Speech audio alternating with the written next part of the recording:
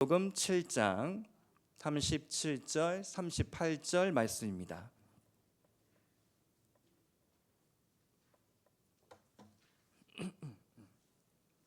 요한복음 7장 37절 38절 우리 다 같이 한 목소리로 봉독하시겠습니다. 명절 끝날 곧 큰 날에 예수께서 서서 외쳐 이르시되 누구든지 목마르거든 내게로 와서 마시라. 나를 믿는 자는 성경의 이름과 같이 그 배에서 생수의 강이 흘러 나오리라 하시니. 아멘. 여러분, 우리는 다 공사 중입니다. 한번 따라서 하겠습니다. 나는 공사 중입니다. 나는 공사 중입니다. 나는 아멘. 여기까지만 해도 되겠습니다. 말씀을 하겠습니다. 나는 망가졌습니다. 나는 고장났습니다. 우리의 깨어짐과 우리의 상처를 내가 내 입술로 고백해야 비로소 상처를 다룰 수 있고 상처가 치유될 수가 있습니다. 여러분, 세탁기나 냉장고 또 핸드폰만 고장나는 게 아닙니다. 사람도 고장날 수 있습니다. 기계는 매뉴얼대로 해보면 됩니다. 안 되면 AS 센터 가서 전문가에게 맡기면 고쳐줍니다.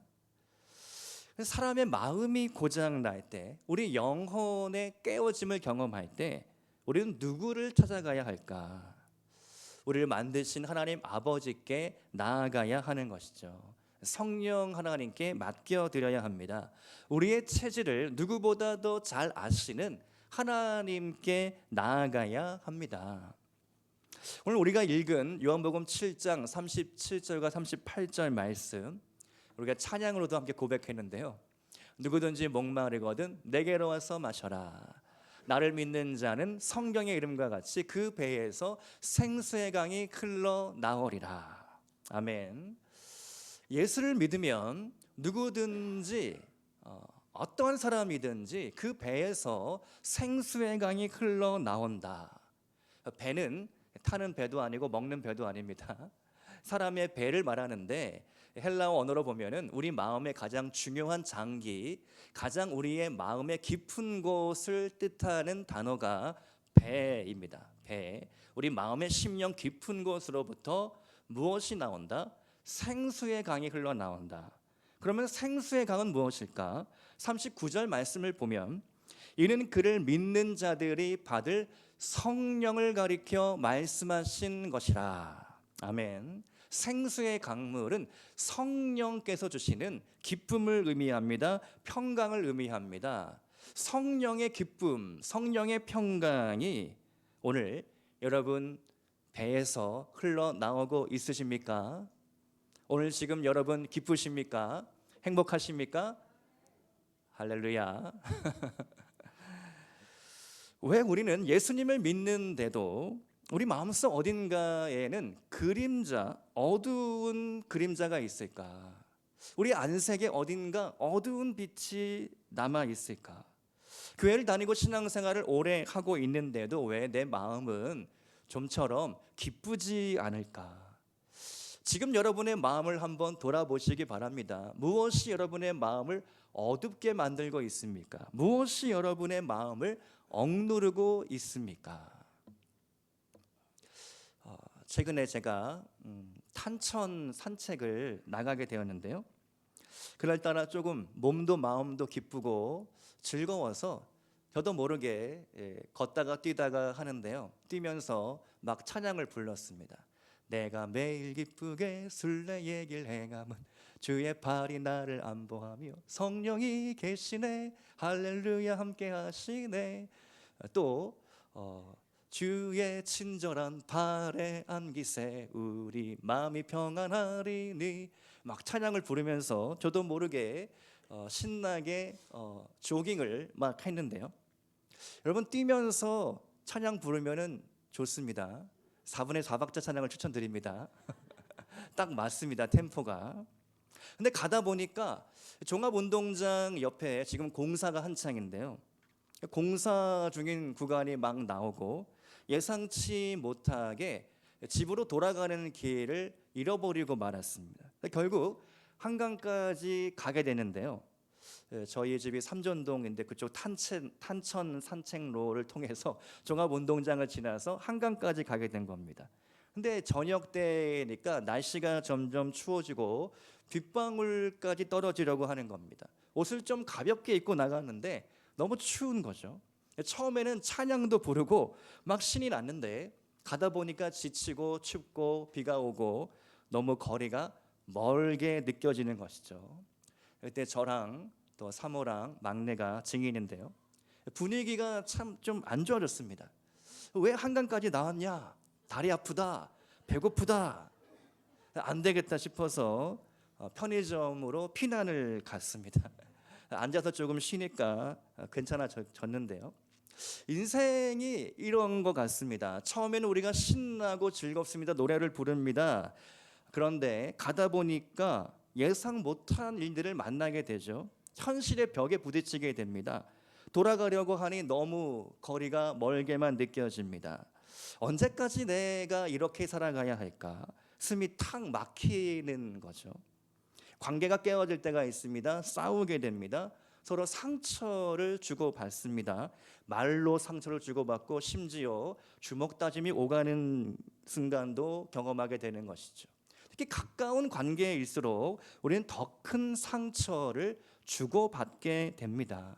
이러한 상처가 우리의 마음을 어둡게 하고 우리를 좌절하게 하고, 그리고 그 상처받은 순간 누구도 내 마음을 몰라주는 것만 같습니다.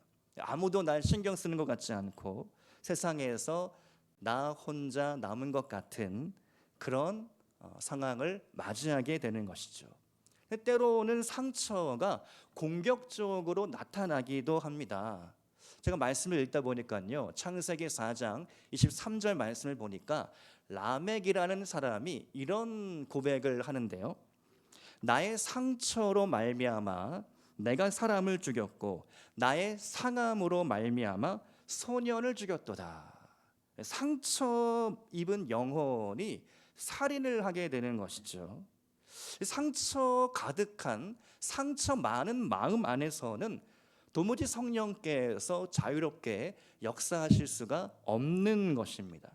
우리가 예배 드리면서 은혜 받아도, 찬양 부르면서 감동을 느껴도 또다시 예배 끝나고 주일 저녁 집으로 가면 또 싸우고 또 말다툼이 일어나고 반복되는 문제 가운데에서 방황하게 되는 것이죠. 그렇다면 우리가 이 마음의 상처를 어떻게 치유받을 수 있을까? 오늘 말씀은 사실 한 권의 책에 비치고 있는데요. 영혼의 공사라는 책이 최근에 나와서 제가 단숨에 읽어보았습니다. 이 책에서 우리에게 한 가지 아주 좋은 기도를 가르쳐 주고 있는데요. 이런 기도입니다. 하나님, 죄가 있다면 떠오르게 하시고 상처가 있으면 생각나게 해 주세요. 우리 한번 따라서 하겠습니다. 띄워주시고요, 자막을. 죄가 있으면 떠오르게 하시고 상처가 있으면 생각나게 해 주세요. 자, 이 기도를 우리가 4주 내내 해야 합니다. 영혼의 공사 기간입니다. 마음의 상처를 치유하는 기간입니다. 죄가 있다면 떠오르게 하시고 상처가 있다면 생각나게 해 주세요. 죄가 있다면 떠오르게 하시고 상처가 있다면 생각나게 해 주세요. 계속해서 반복적으로 여러분이 개인적으로 기도하시기 바랍니다. 상처의 문제, 죄의 문제를 해결받지 않고서는 우리 영혼이 진정한 기쁨, 성령이 주시는 생수의 강을 경험할 수가 없기 때문입니다.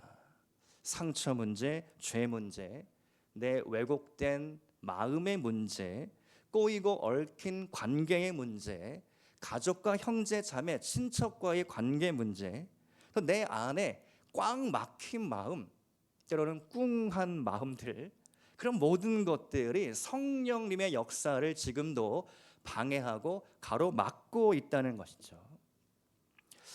우리 다시 한번 따라서 하겠습니다. 제가 외치겠습니다. 내가 망가졌습니다. 내가 고장났습니다. 고쳐 주옵소서.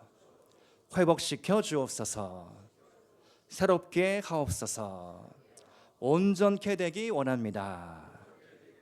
내 배에서 다시 한번 생수의 강물이 흘러 넘치기 원합니다. 아멘. 여러분 입술에 고백하신 그대로 4주 동안 성령께서 여러분의 심령을 만져주시기를 축복드립니다. 어린 아이가 마음이 아플 때 실컷 울지 못하면 나중에 커서 몸뚱이가 운다라고 합니다. 상처와 스트레스, 풀리지 않은 정서가 우리 육신의 질병을 만들 수 있다는 것이죠. 심각한 암병이나 정신적인 질환을 일으킬 수도 있다는 것입니다. 여러분 기도하면서 또 오늘 말씀을 들으면서 눈물이 나오면 나오는 대로 우시기 바랍니다. 이 4주 동안의 내적 치유의 기간 동안 성령께서 지속적으로 여러분의 몸과 마음과 영혼을 만져주실 것입니다. 십자가의 보혈로 새롭게 될 것입니다. 그러면 본격적으로 우리 마음의 상처를 치유하려면 어떻게 해야 할까? 크게 두 가지로 말씀을 나누겠습니다. 첫 번째로 상처는 드러내야 치유됩니다. 상처는 드러내야 치유가 된다. 제가 대학생 때 제자 훈련을 받을 때 한 사람을 피해 다녔습니다.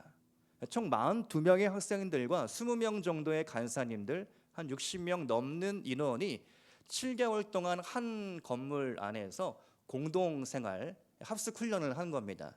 그러니까 피하려고 한다면 한 사람 정도 피하는 것은 별로 문제가 안 됐습니다.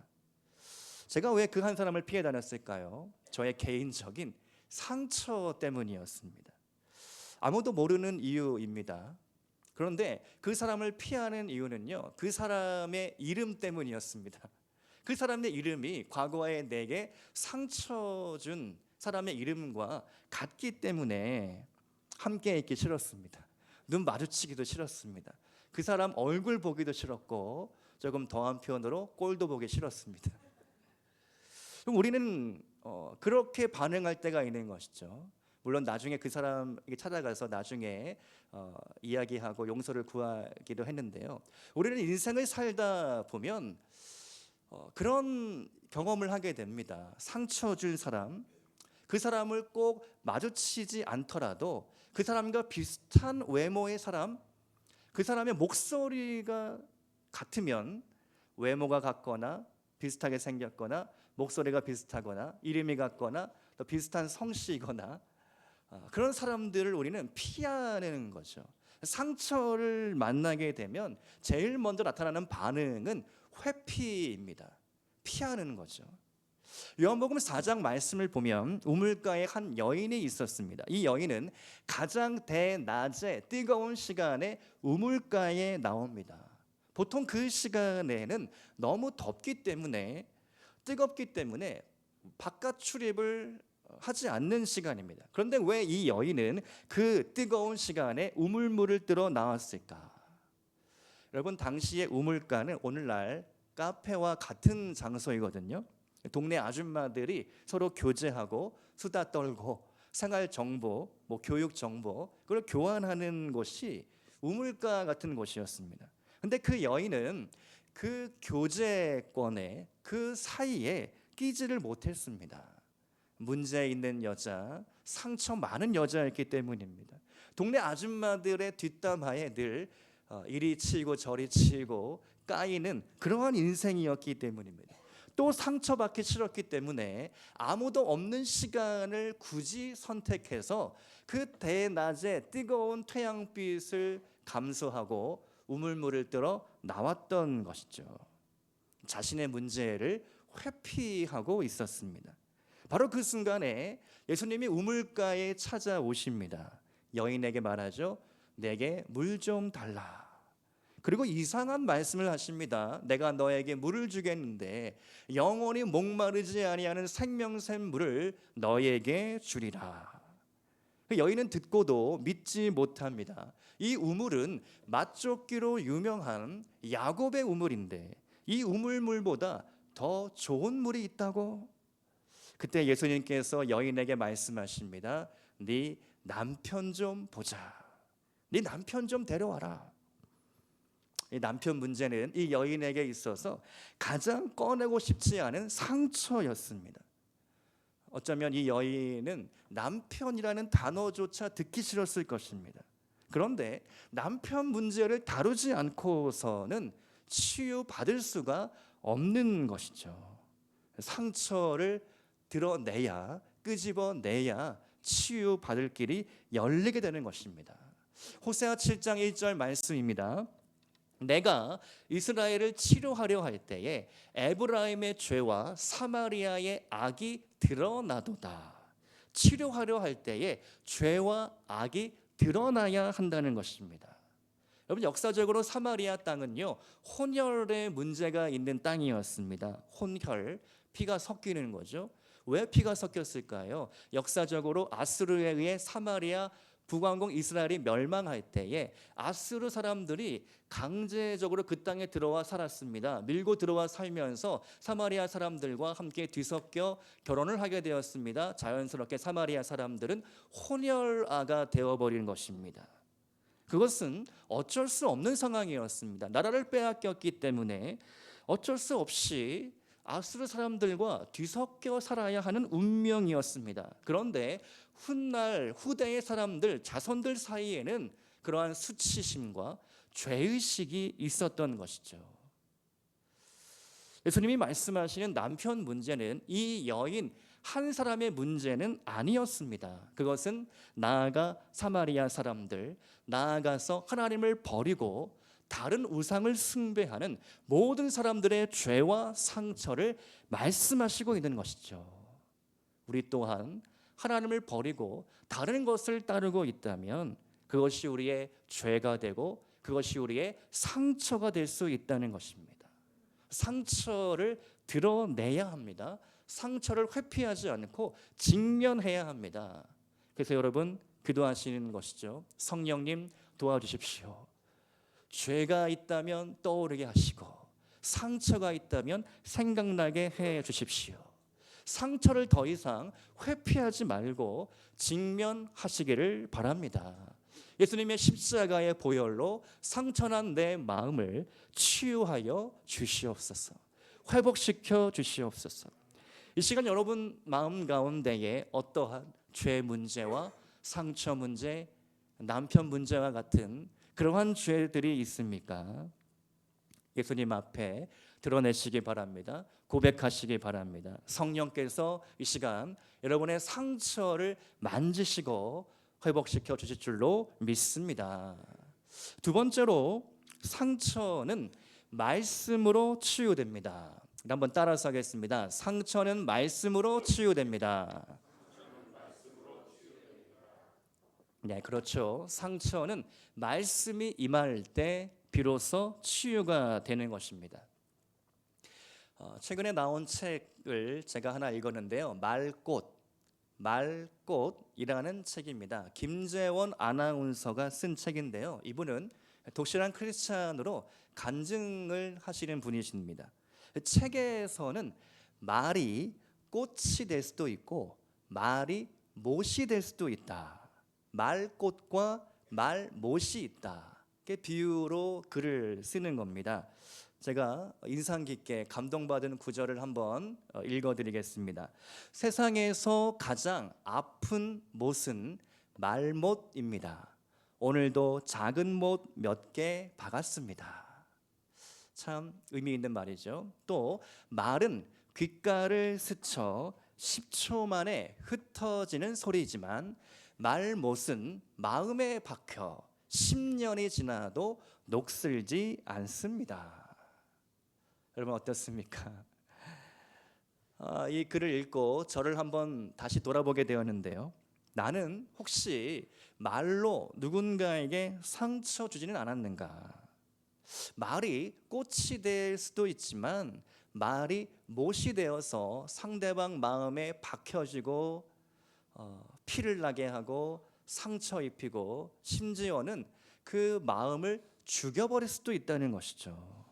말못이라는 것이 한번 마음에 박히면 수십 년 아니 평생 동안 내가 그 무거운 마음의 그 못을 지니고 살아간다라는 것입니다. 여러분 어려서부터 어떤 말을 주로 듣고 자라셨습니까? 긍정적인 말을 들으셨습니까? 부정적인 말을 들으셨습니까? 긍정적인 메시지보다 부정적인 메시지가 파급력이 더 큽니다. 이상하게도요, 우리는 그런 인간의 심리가 있습니다. 긍정적인 말을 들으면 우리는 쉽게 믿지 못합니다. 나를 칭찬하는 말을 들을 때 우리는 의심부터 합니다.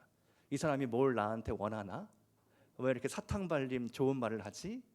제가 지방의 모임에 갔더니 어떤 목사님이 저에게 칭찬하시면서 우리 김 목사님이 설교도 참 잘하시고 사역을 잘 하십니다. 진짠가? 그런가? 이 사람이 뭘 나한테 원하시는가?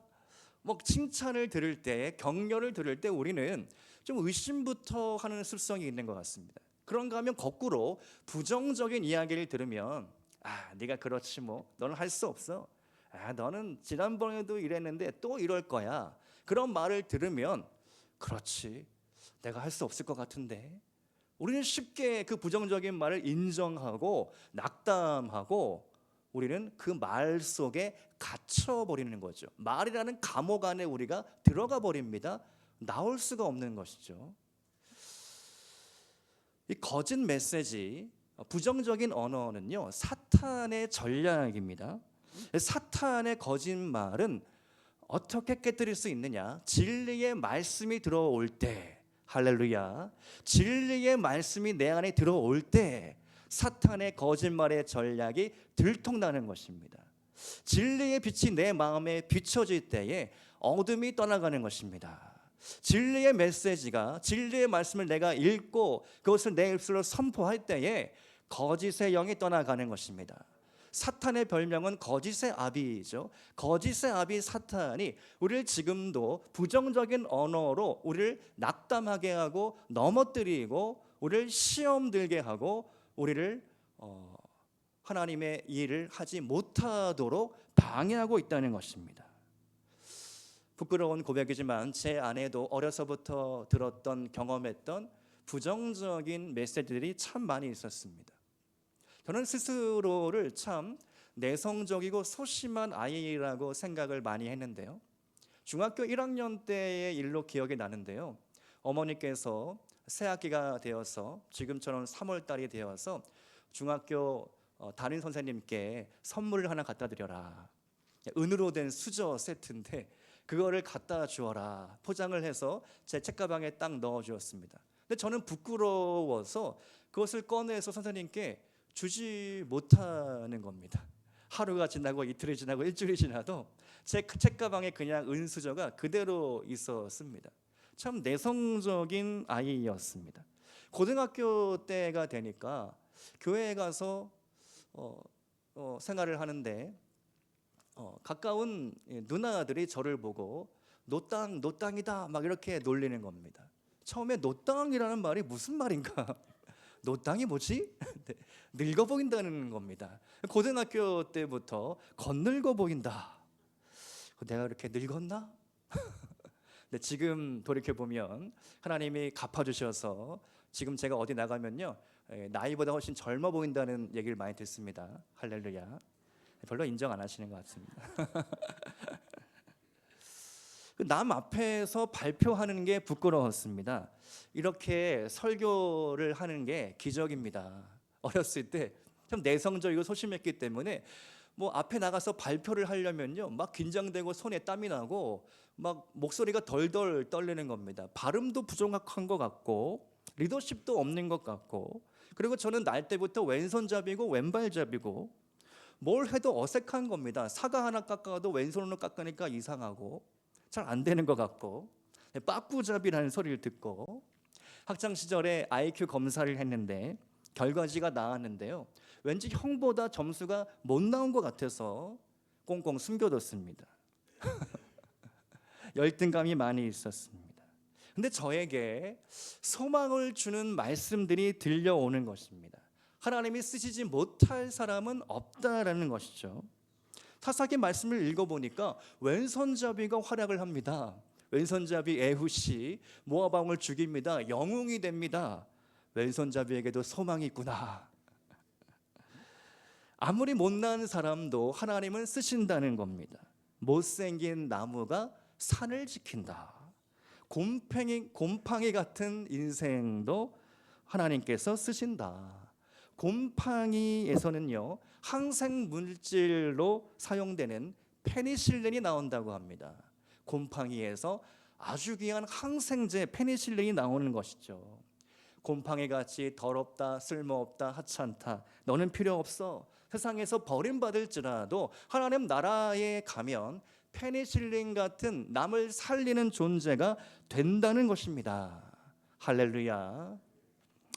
예수 이름으로 모든 거짓 메시지는 떠나갈지어다, 내 안에 거짓 메시지는 다 떠나갈지어다 하면 힘차게 날마다 선포하시기를 바랍니다. 긍정적인 말을 듣고 그 말을 믿으시기 바랍니다. 특별히 하나님의 말씀을 읽으면서 그 말씀으로 힘과 위로와 격려와 소망을 얻으시기를 축복드립니다.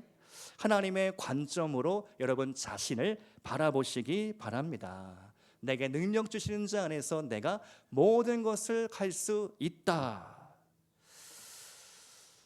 창세기 말씀을 보면요, 창세기 1장에 하나님이 우리의 모양대로 우리의 형상을 따라 사람을 만들자. 우리는요, 하나님의 형상, 존귀한 형상대로 지음받은 사람들입니다. 우리 한번 옆에 분에게 이렇게 고백하시겠습니다. 오늘따라 유난히 아름다우십니다.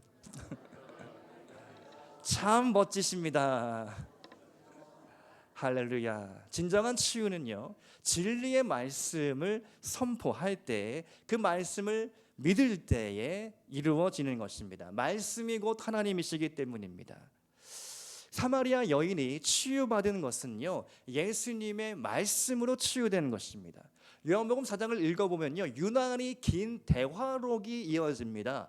뭘 그렇게 예수님과 많은 대화를 나누었을까? 왜 이렇게 구구절절하지? 그런 생각이 듭니다. 사실 예수님께서 병자를 만나시고 환자를 만날 때 한 문장, 두 문장이면 충분했습니다. 내가 원하노니 나음을 입을지어다.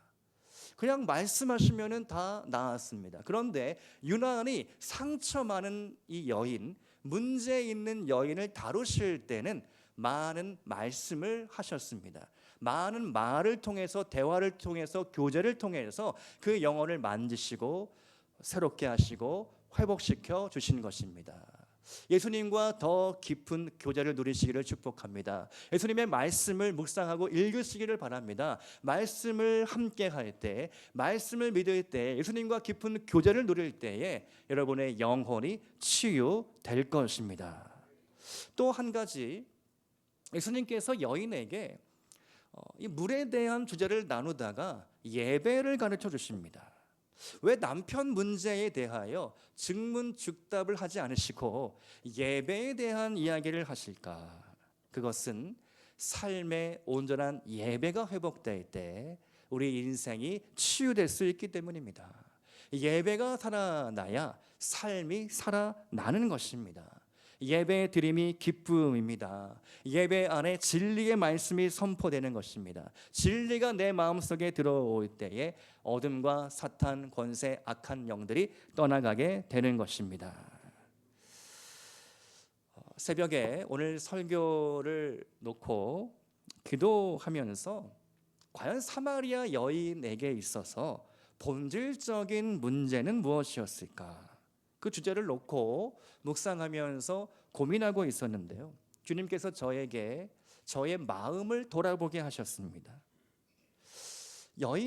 사마리아 여인에게 사실 진정한 문제는 남편 문제가 아니었습니다. 그 마음 안에 있는 빈 공간, 공허한 마음, 텅 빈 마음이었습니다. 그 마음이 문제였던 것이죠. 그 마음의 텅 빈 공간을 사실은 눈에 보이는 남자로 채워보려고 했던 것입니다. 첫 번째 남자로 채워보려 했지만 실패했습니다. 두 번째 남자로 채워보려 했지만 또 실패했습니다. 세 번째, 네 번째, 다섯 번째 계속해서 남편을 바꾸어 보았지만 그 텅 빈 공허한 마음을 채울 길이 없었던 것입니다. 이 사실을 묵상하면서 제 마음을 돌아보는데요, 지난날 방황했던 제 마음이 생각났습니다. 내 빈 마음을 다른 것들로 채워보려고 했던 시간들이 떠올랐습니다. 너무 마음이 아프고 괴롭더라고요.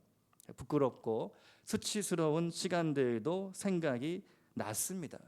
그리고 그러한 묵상과 기도 중에 결코 인정하고 싶지 않았지만 결국은 내가 사마리아 여인이었구나, 내가 사마리아 여인이었구나, 세상 것들로 내 마음을 채워보려고 했지만 여기저기 기웃거려 버리고 이 사람 저 사람 만나보면서 인정받으려고 했고 사랑받고 싶었고 내 빈 마음, 공허한 마음을 채워보려고 했지만 결국 그 마음은 채워지지 않았구나.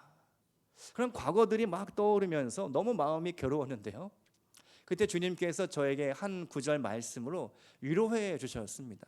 시편 144편 2절 말씀인데요, 여호와는 나의 사랑이시요 나의 요새시요 나의 산성이시요 나를 건드시는 이시요 나의 방패시니 내가 그에게 피하였고 그가 내 백성을 내게 복종하게 하셨나이다. 아멘. 이 말씀 가운데 여호와는 나의 사랑이시요, 여호와는 나의 사랑이시요, 여호와는 나의 사랑이시요 고백하기 시작하는데, 그렇구나, 주님만이 나의 사랑이시구나, 내가 내 빈 마음, 공허한 마음을 아무리 다른 것들로 채워보려고 해도 그것은 채워지지 않는 것이구나. 여호와가 내 안에 오셔서 여호와가 나의 사랑이 되어 주셔야만 나는 비로소 만족할 수 있구나, 나는 비로소 쉴 수가 있구나. 여러분, 우리 영혼은 이 세상 무엇으로도 채워질 수 없습니다. 내 안에 허전함 술로 채워지지 않습니다. 맛있는 요리를 먹는다고 해서 채워지지 않습니다. 친구로 채워지지 않습니다. 연인으로 채워지지 않습니다. 남편과 아내로 채워지지 않는다는 것은 이미 아는 것 같습니다. 이미 경험하시는 것 같습니다. 핸드폰으로 아무리 재미있는 유튜브 영상을 본다 해도 채워지지 않습니다. 극장에 가서 영화를 보더라도 잠깐 기쁠 뿐 우리 마음은 또다시 공허해질 것입니다. 왜 그럴까요? 우리는 이 땅의 출신이 아니라 하늘나라 출신이기 때문인 것이죠. 이 땅의 출신이 아니므로 이 땅의 것들로 우리 마음을 채워보려고 해도 도무지 채워지지 않는다는 것입니다. 우리는 하늘나라 하나님의 형상대로 지음받은 존재이기 때문에 하늘의 것으로 채워질 때에 진정한 채움을 경험할 수 있게 된다는 것입니다. 우리 영혼은 하나님을 만나기 전까지 쉴 수 없습니다. 안식할 수 없습니다. 우물가의 여인처럼 헛된 것을 구하기보다 진정한 하나님의 말씀, 그 주님을 만나실 수 있기를 축복드립니다. 하늘 양식으로 여러분의 허기진 배를 오늘 채우시기를 축복드립니다. 주여, 내가 목마릅니다. 주여, 내가 배고픕니다. 나의 목마름과 나의 배고픔을 주님의 말씀으로 채워주시옵소서. 주님의 임재로 채워주시옵소서. 이사야 12장 3절 말씀입니다. 우리 한번 다 같이 읽어보겠습니다. 시작. 그러므로 너희가 기쁨으로 구원의 우물들에서 물을 기르리로다. 아멘. 여러분 삶의 진정한 기쁨이 이 시간 회복될 수 있기를 축복드립니다. 오늘 우리가 예배 처음에 찬양을 불렀죠. 요한복음 오늘 본문 말씀으로 만들어진 찬양입니다. 누구든지 목마르거든 내게로 와서 마셔라. 나를 믿는 자는 성경의 이름과 같이 그 배에서 생수의 강이 흘러 넘치리라. 이 말씀, 이 찬양처럼 우리가 진정한 생수의 강이 오늘 터져 나올 수 있기를 축복드립니다. 이 시간에 우리 함께 찬양 부르고 기도하는 시간 갖기를 원하는데요, 다 같이 자리에 일어나셔서 나의 안에 거하라, 우리가 함께 이 찬양으로 나아가기 시작할 때에 하나님 내 안에 임하여 주시옵소서, 예수님 내 마음 안에 찾아와 주시옵소서, 나의 공허하고 텅 빈 마음을 주님으로 채워 주시옵소서, 생수의 강물이 흘러 넘쳐나게 하여 주시옵소서. 우리가 그러한 마음으로 함께 찬양하며 고백하며 또 함께 합심하며 기도하는 시간 갖도록 하겠습니다.